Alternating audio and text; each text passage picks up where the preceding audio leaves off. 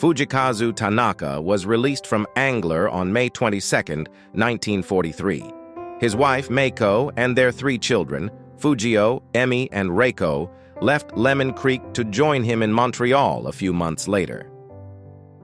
Fujikazu rebuilt a successful life and career in Montreal. In 1946, he earned his license to practice as an accountant in the province of Quebec and even became fluent in French. Always the entrepreneur, he purchased and nurtured a small manufacturing company, and the family grew with the births of Victor, Robert, and Akimi. According to his children, Fuji sought and found joy in life. Dancing lessons with Meiko, social gatherings, classical music, gardening, and judo. He was actively involved in the Japanese-Canadian Citizens Association. But he was most proud of achieving his goal of sending all of his children to university. Sadly, Fujikazu Tanaka died, much too early in 1964 at 53 years of age. Meiko's father, Naojiro, was a fisherman who had everything taken from him: his home, his boat, and his livelihood. After the war, her parents and their 3 children were exiled to St. Boniface, Manitoba, to work as itinerant farmers. Drowning in a sea of wheat and barley, having given up on the dream of ever returning to the coast, Naojiro Tanabe took his life in 1947. He left his wife, Tomi, and 3 teenage children.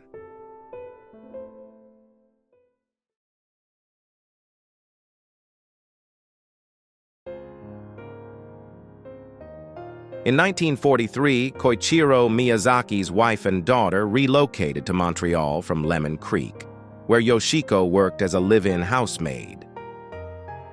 Koichiro wrote in his diary, "It is a depressing thought that she who was brought up in a good family is now working like a slave without even being able to understand the language well." When his wife became critically ill in 1944, he appealed for release to join his family in Montreal, swallowing his pride and choosing the love of his family over duty to Japan. In spite of their smiles, Reika Miyazaki said her parents' marriage wasn't a happy one after the war. But perhaps that was something else that was taken away from them.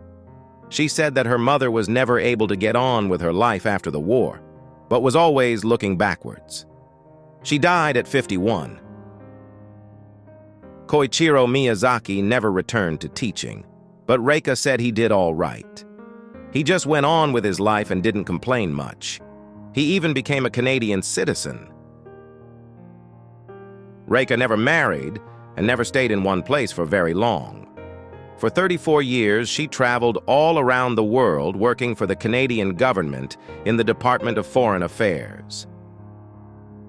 Reika never forgot her experiences during internment, and in 2015, at 79 years of age, Reika joined the Nikkei National Museum and Cultural Center on a bus tour of the Japanese-Canadian internment sites throughout British Columbia.